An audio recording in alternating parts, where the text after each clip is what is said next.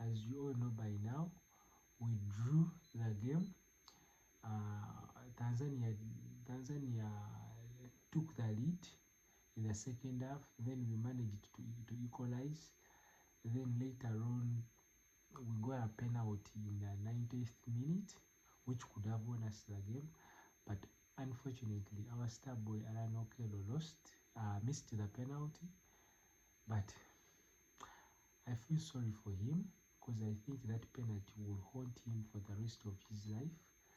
Those are the kind of penalties that, man, that if you score, like, you always remember that memory in your head, but if you miss, it will haunt you.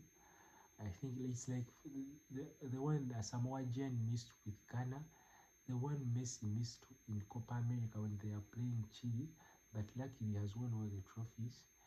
But I feel so sorry for Alan Okello. But chin up, Alan. Every great player at certain point they have missed penalties, crucial penalties.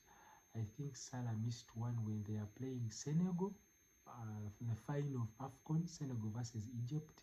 He missed his. Then Sadio Mane scored for Senegal, and later on Senegal won the game, but Salah missed.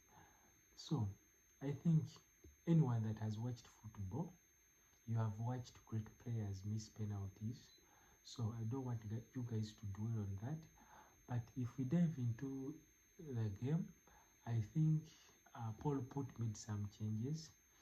I think when we are playing against Tunisia, he came with a defensive approach, and he managed to change that today. He started Alan Okello, Travis Mutiawa, very attack-minded players whom he benched when we are playing against Tunisia, but he started both of them, I think, for the first time.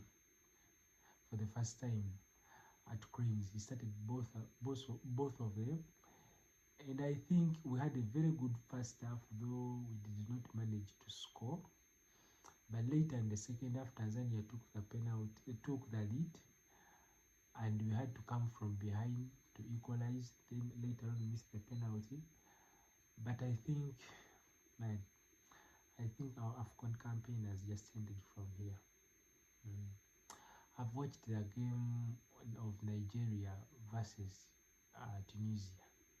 Man, Nigeria looked so good. If you look at the result, you will think it was a close game because it ended 3-2. But if you watch the game, you know there were a moment before Tunisia scored the first goal, Nigeria was already 3-up. But Adamola Look, I think Osman scored the first game, the header. Then Adamola Lookman scored the third, and it was 3-0, and I thought, this is done.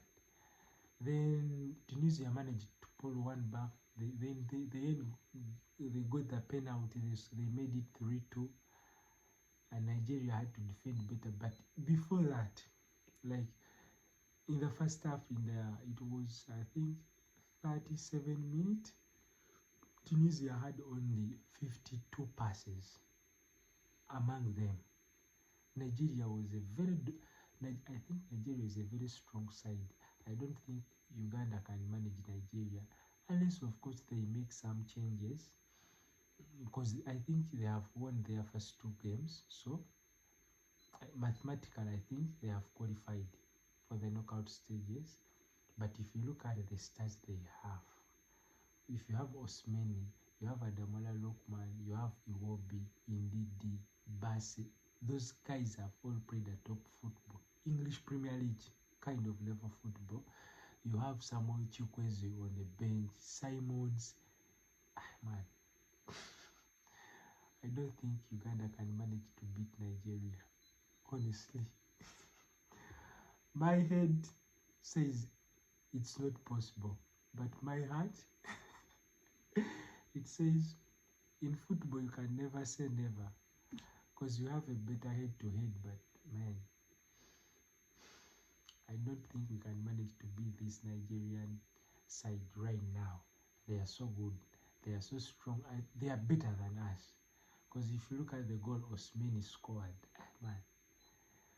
So, unfortunately, I think our campaign has ended from here. It is sad.